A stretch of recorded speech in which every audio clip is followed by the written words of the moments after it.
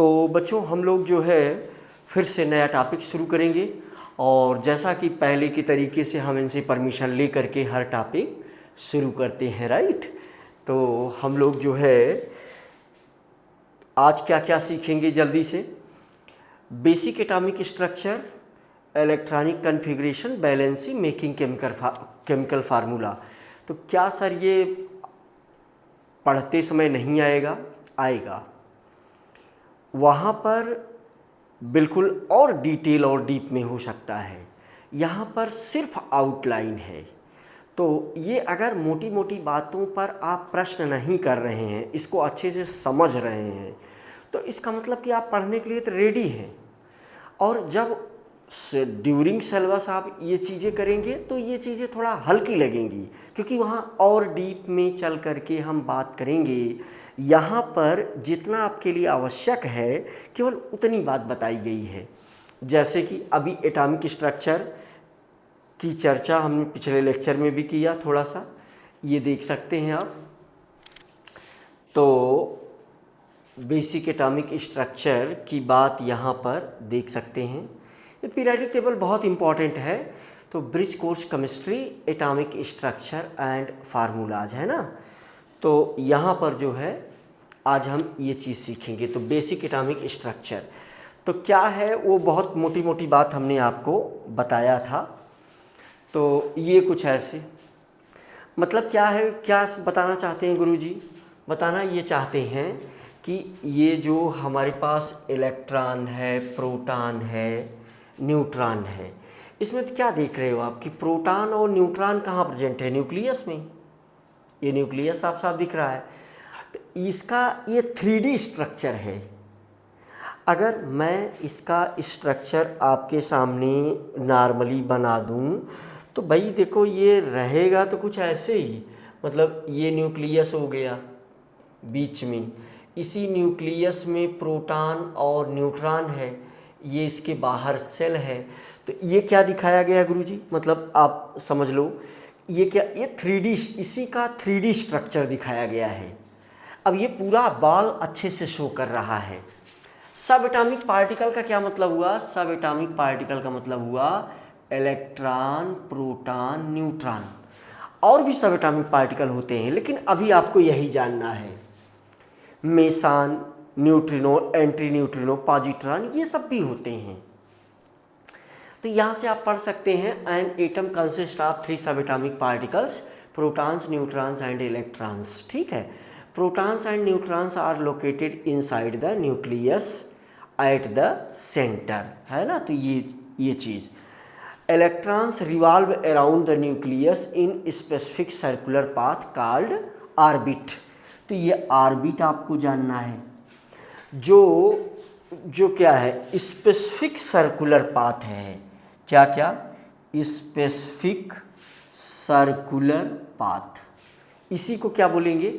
अब ये देखो, अगर मैं इसमें दिखाऊं तो तुम्हें ये बात समझना चाहिए कि देखो ये जो इस इलेक्ट्रॉन को मैं पकड़ रहा हूँ, ये इलेक्ट्रॉन, ठीक है, इसका स्पेसिफिक सर्कुलर पाथ ये वाला है। मेरे ख्याल से कलर मिसमैच कर रहा है, तो हम लोग कौन सा कलर ले लें? चलो ये वाला कलर ले लेते हैं, अब ये ठीक चलेगा। हाँ, तो देखो ये इस हमने क्या किया, इस इलेक्ट्रॉन को पकड़ लिया।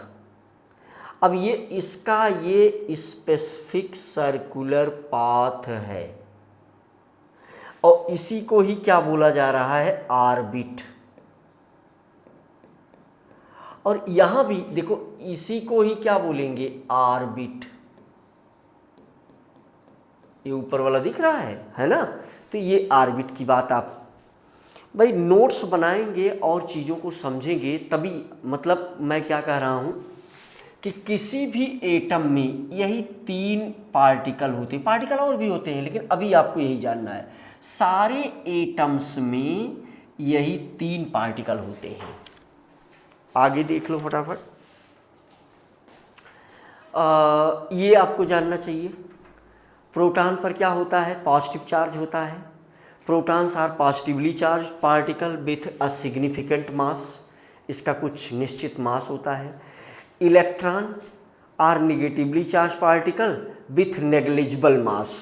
देखो ध्यान से, इसका मास तो है लेकिन इसका मास नेग्लिजिबल है, ठीक है। और ये देख लो, ये पढ़ लो, neutron have no charge neutral but have mass equal to proton. तो ये मोटी बात आपको आनी चाहिए। और क्या जानना चाहिए आपको? इलेक्ट्रॉनिक कन्फिग्रेशन हम लोग देखेंगे, नया टॉपिक।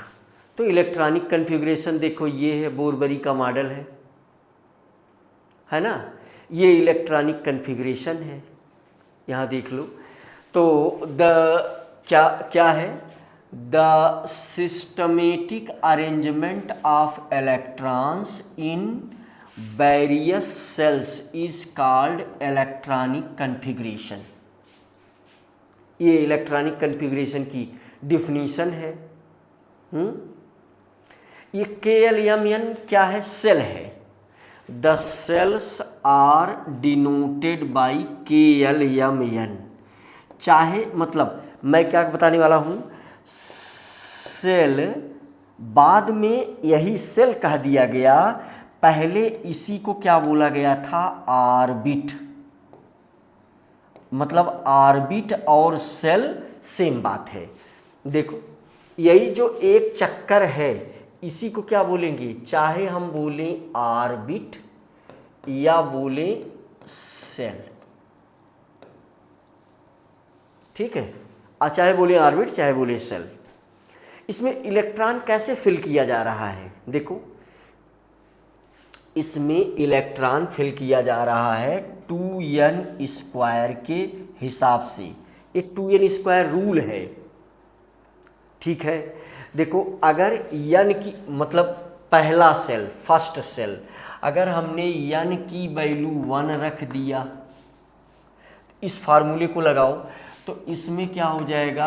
2 × 1 का स्क्वायर बराबर 2 इलेक्ट्रॉन। इसीलिए देखो पहले वाले में क्या दिया गया? 2 इलेक्ट्रॉन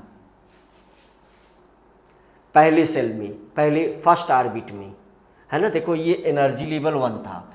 दूसरे वाले में अगर n की वैल्यू तुमने कितना रख दिया? 2, तो ये फार्मूला लगाओ 2n² वाला, तो n की जगह 2 रखो, तो 2 × 2² = 8 इलेक्ट्रॉन। देखो ये दिया गया 8 इलेक्ट्रॉन। ऐसे ही अगर तुम n की वैल्यू कितना रख दिए? 3, तो क्या हो जाएगा? 2 × कितना? 3² = 18 इलेक्ट्रॉन। देखो यहाँ दिया गया ये तुम्हारे पास 18, ऐसे ही आगे बढ़ जाएगा। तो बहुत मोटी बातें हैं और इसको तुम्हें जानना चाहिए। और क्या तुम्हें जानना चाहिए?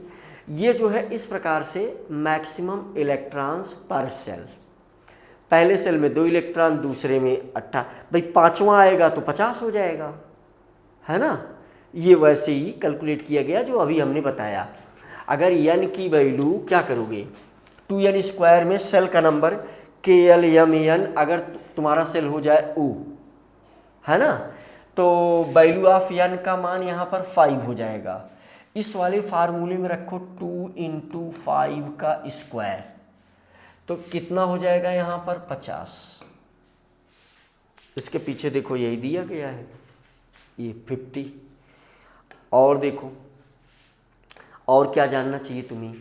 और बैलेंसी जानना चाहिए। बैलेंसी क्या है? तो देखो समझ लो बैलेंसी क्या है। क्या लिखा गया है? The electrons present in the outermost shell of an atom are called valence electrons. और यही जितना बैलेंस इलेक्ट्रॉन होगा वही उसकी बैलेंसी होगी।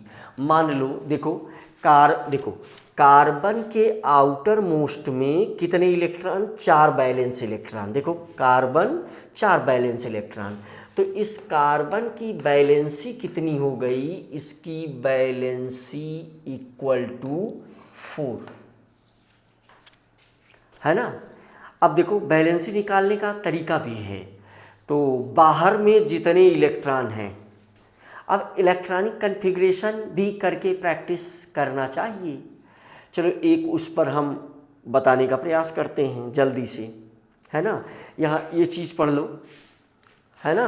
तो ये क्या कह रहा है, valency is the combining capacity of an element to achieve a stable octet, 8 electron पूरा करने के लिए।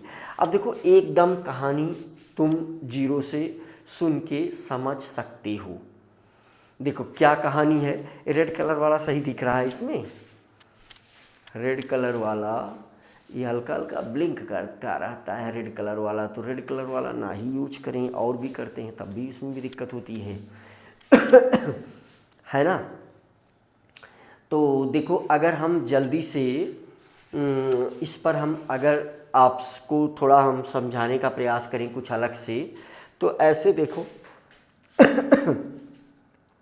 बैलेंसी सब कुछ है भाई, बैलेंसी को हमें बहुत अच्छे से समझना चाहिए।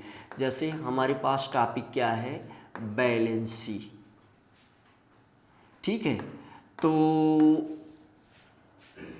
अब एटॉमिक नंबर हम क्रम से लिखते हैं, जैसे कि देखो पहला एटम है हाइड्रोजन, इसका इलेक्ट्रॉन, इसमें इसका एटॉमिक नंबर है 1। इसी एटॉमिक नंबर मतलब क्या बताया गया है, जितना इसका जो न्यूट्रल एटम है उसमें उतना ही इलेक्ट्रॉन भी होगा। जितना एटॉमिक नंबर मतलब नोट में, मेरे ख्याल से तुम ये बात तो जानते ही होगे, है ना। तो इसका अगर हम इसका इलेक्ट्रॉनिक कन्फिग्रेशन करेंगे तो 1 आ जाएगा। हीलियम का करेंगे, देखो इसका 2 होता है, तो इसका करोगे 2 आ जाएगा। कैसे आ रहा है, उसी 2n² के हिसाब से। जैसे लिथियम का करोगे, इसका 3 होता है, तो ये कितना आ जाएगा 2,1। समझो भी इन बातों को। जैसे तुमने अगर मान लो बेरिलियम का किया, बेरिलियम कितना होता है 4, इसका क्या आ जाएगा 2,2, है ना। जैसे तुमने जो है मान लो सोडियम का किया, हम आगे बढ़ गए, 11 होता है, इसका कैसे आया 2,8,1। जैसे है ना, जैसे सिंपल। तो कैसे ये चीज़ें कैसे की जा रही हैं, जैसे तुमने क्लोरीन का किया, इसका होता है 17, तो क्या होगा 2,8,7, है ना। तो देखो ये कैसे आ रहा है, जैसे हमने कैल्शियम का किया, इसका होता है 20, तो क्या आएगा 2,8,8,2, है ना। तो ये कैसे चल रहा है, ये ऐसे ही चल रहा है 2n² के हिसाब से। इसके लिए रूल क्या है 2n², इसके लिए रूल क्या है 2n² के अकॉर्डिंग, 2n² के हिसाब से ये लिखा जा रहा है। कैसे, बहुत मोटी बात है, कैसे लिखा जा रहा है तुम बहुत आराम से समझ सकते हो, है ना। जैसे इसका क्या मतलब है, जैसे अगर हम ये मतलब ये जो कुछ भी लिखा गया यहाँ से वहाँ तक, है ना, ये किसी 2n² एक रूल है। क्या है, रूल है। तो 2n² रूल क्या है, 2n² रूल ये है कि पहले सेल में 2 इलेक्ट्रॉन, अगर देखो n की वैल्यू तुमने 1 रख दिया, n = 1, तो कितना क्या पाया तुमने 2 इलेक्ट्रॉन।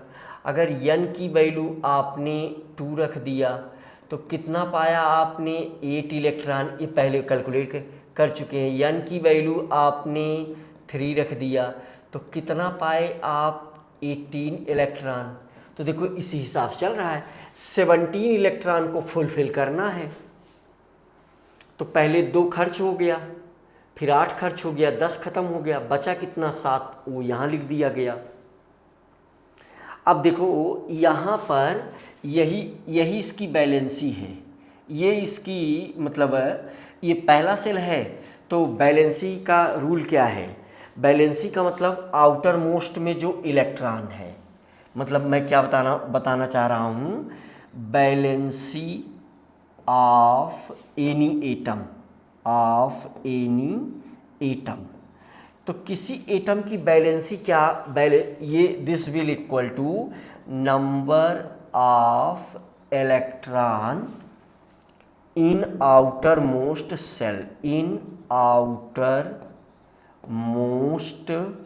सेल।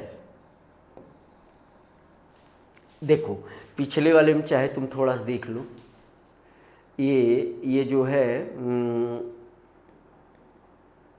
इसमें देखो यही है, जैसे एक क्लोरीन है, देखो पहले में 2 इलेक्ट्रॉन, ये पहले सेल में, दूसरे में कितना 8 इलेक्ट्रॉन, देखो 1 2 3 4 5 6 7 8, चौथे में कितना, सॉरी तीसरे में 1 2 3 4 5 6 7, ठीक है। तो इसकी बैलेंसी कैसे निकाली जाएगी, अगर 8 - 7 = 1, इसकी 4 क्यों हो गई, अब इसकी अगर हम निकालेंगे तो इसके देखो आउटर मोस्ट में इसकी बैलेंसी अगर निकालो, इसकी बैलेंसी, तो 8 - 8 = 0।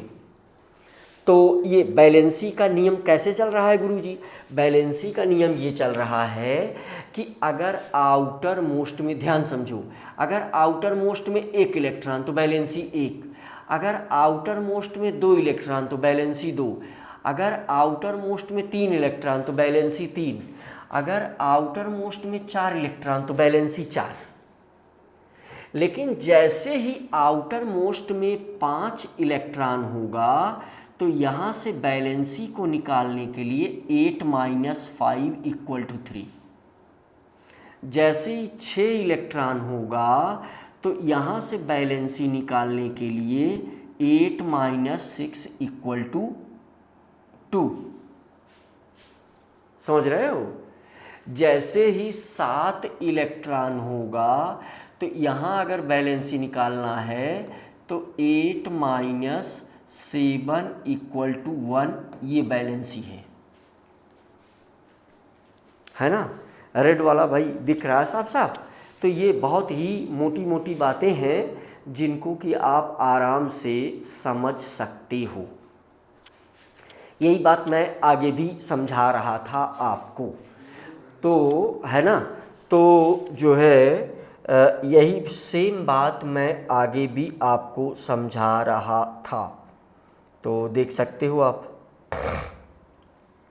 ठीक है। और यही बात मैं आपको आगे भी समझा रहा था, तो देख सकते हो आप यहाँ से, ठीक है भाई। तो बैलेंसी, अब जो बैलेंसी है उसी के हिसाब से ये चीज़ें चलती हैं। एटम कैसे जुड़ेगा, वो बैलेंसी के अनुसार ही एटम जुड़ेगा। कोई एटम उसी बैलेंसी के अकॉर्डिंग ही एक दूसरे से जुड़ेगा भाई। तो मान लो अब अगर 8 इलेक्ट्रॉन हो गया, देखो मैंने क्या, फिर से देख लो एक बार, मैंने ये कहा कि अगर 1 electron valency 1, 2 electron valency 2, 3 electron valency 3, 4 तक वही रहेगा। लेकिन जैसे 5 इलेक्ट्रॉन होगा तो ऐसे निकलेगी बैलेंसी, जैसे 6 इलेक्ट्रॉन होगा तो बैलेंसी ऐसे निकलेगी, 7 इलेक्ट्रॉन जैसे होगा बैलेंसी ऐसे निकलेगी।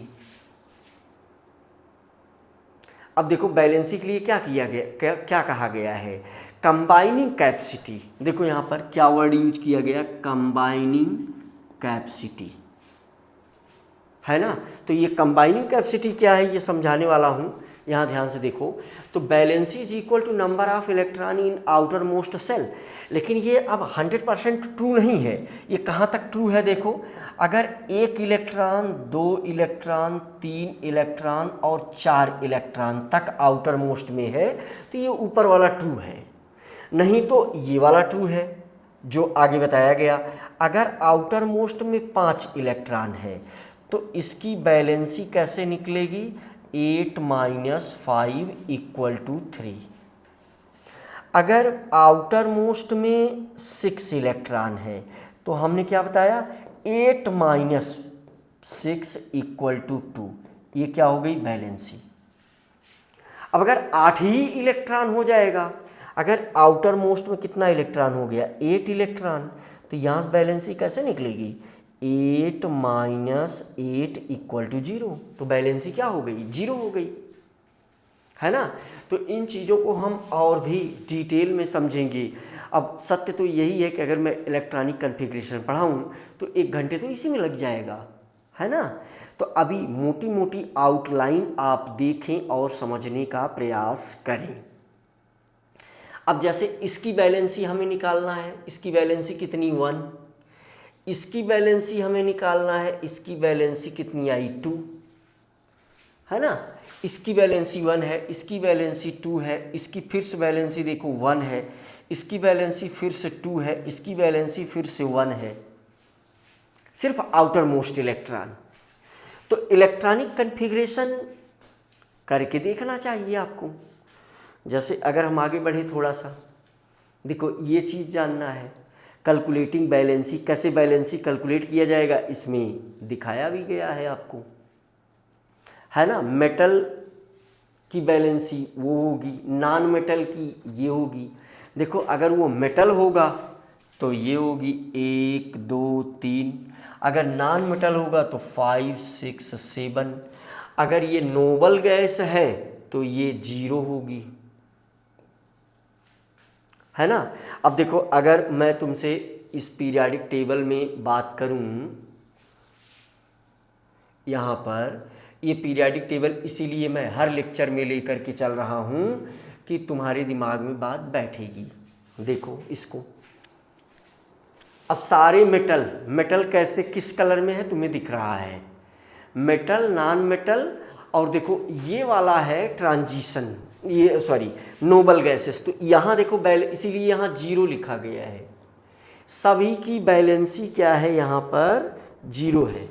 ये बैलेंसी कितनी है 0, इसमें जितने एटम हैं इसकी बैलेंसी 0, इसकी बैलेंसी 0, इसकी बैलेंसी 0, इसकी बैलेंसी 0, इसकी बैलेंसी 0 0 0, केवल इस एक लाइन की, इस एक लाइन की बैलेंसी कितनी है 0 है। समझ गए क्या, एक लाइन की बैलेंसी कितनी है 0 है भाई।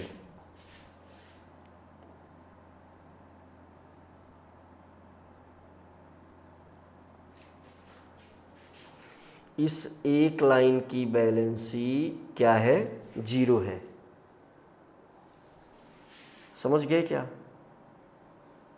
तो ओके, यहाँ मेटल जो है, मेटल में 1 2 3, देखो मेटल वाला कलर तुम यहाँ से देख सकते हो, नॉन मेटल भी तुम देख सकते हो,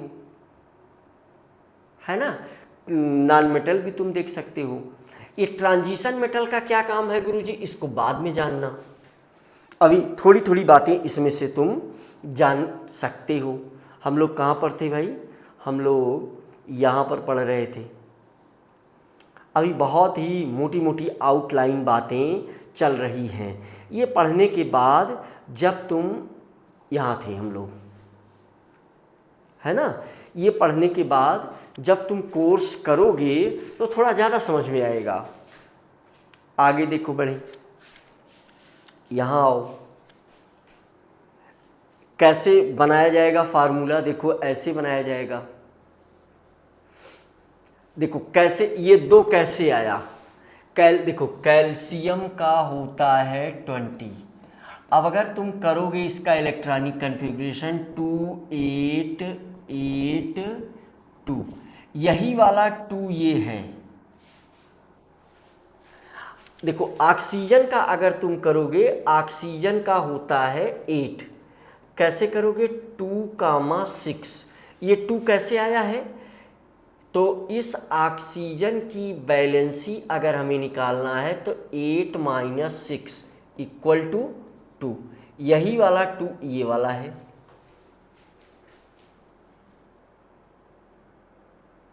ठीक है, तुम यहाँ पढ़ सकते हो। First write the symbol of the constituent element or ions. अब आयंस क्या है आगे बताएंगे। Write their corresponding valencies below their symbols. तुम्हें क्या करना चाहिए कि तुम्हें अभी थारोली पढ़ते जाना चाहिए, बाद में हम समराइज करेंगे तो और अधिक समझ में आ जाएगा, लेकिन अभी मन लगा करके सुनो और पढ़ो। जो पेजेस तुम्हें लगे तुम उसको रोक करके मन लगा करके पढ़ो। इसका और बहुत सारा एग्जाम्पल अगर हम तुम्हारे सामने कर दें तो देखो ये बहुत सारा एग्जाम्पल कैसे बनाया जाएगा। जैसे देखो एग्जाम्पल, यहाँ पर हम क्या करने वाले हैं, एग्जाम्पल। तो चलो पहला एग्जाम्पल, जैसे हाइड्रोजन और ऑक्सीजन के बीच में हमें कंपाउंड बनाना है, इसको जोड़ना है। तो देखो यही रिएक्शन भी है। तो देखो इसका एटॉमिक नंबर कितना है 1, इसका एटॉमिक नंबर कितना है 8, इसका कन्फिग्रेशन करोगे तो 1 आएगा, आउटर मोस्ट में 1 इलेक्ट्रॉन, इसका करोगे तो 2,6 आएगा। तो देखो इसकी बैलेंसी कितनी हो गई 1। अब अगर इसकी बैलेंसी तुम निकालोगे तो 8 - 6 = 2। मतलब यहाँ क्या हुआ, यहाँ से निकल करके आया 1, यहाँ से निकल करके आया 2। अब ये क्रॉस मल्टीप्लाई करो, इसको इससे मल्टीप्लाई करो, इसको इससे मल्टीप्लाई करो, तो यहाँ रिजल्ट क्या निकल करके आएगा, H के बगल में रखो 2 और O के बगल में रखो 1। तो फार्मूला क्या बन गया, H2O। समझ गए। जैसे और तुम देखो, जैसे तुम्हें और अगर देखना है तो और भी तुम देख सकते हो। जैसे दूसरा एग्जाम्पल देख लो। दूसरे एग्जाम्पल में हमने क्या लिया, N लिया, इसका होता है 11, और ऑक्सीजन लिया, इसका होता है 8। इन दोनों के बीच में फार्मूला बनाना है। तो तुम्हें पता है कि इसका कन्फिग्रेशन करोगे 2,8,1। अब इसका तुम्हें यहाँ किया, बार बार वही करने से क्या मतलब 2,6। तो देखो इसकी बैलेंसी क्या निकल करके आई 1, इसकी बैलेंसी क्या निकल करके आई 2, क्रॉस मल्टीप्लाई करो तो यहाँ से क्या बनेगा, Na2O। ऐसे ही चलेगा सब फार्मूला, किसी में भी बनाना होगा तो ऐसे ही बनेगा। समझ गए। जैसे तीसरा एक देख लो, तीसरा हमें बनाना है एल्युमिनियम और ऑक्सीजन के बीच। तो एल्युमिनियम का कितना होता है 13, इसका तो 8 ही है, कई बार यूज कर लिया। इसका करोगे तो कितना हो जाएगा 2,8,3, और इसका करोगे तो 2,6। इसकी बैलेंसी कितनी, यही 3, क्योंकि 3 तक 3, और इसकी बैलेंसी कितनी 2, क्रॉस मल्टीप्लाई।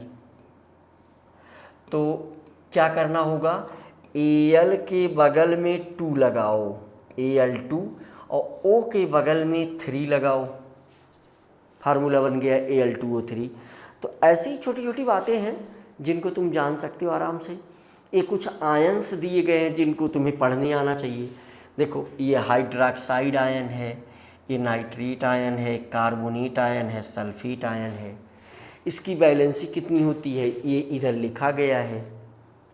अब इससे फ़ायदा क्या होगा, इससे फ़ायदा क्या होगा, जैसे तुम्हें जो है मान लो इसका फ़ायदा, ये जो तुम्हारे सामने लिखा गया है इसका फ़ायदा, मान लो तुम्हें Na और SO4 के बीच में क्या करना है, कंपाउंड बनाना है।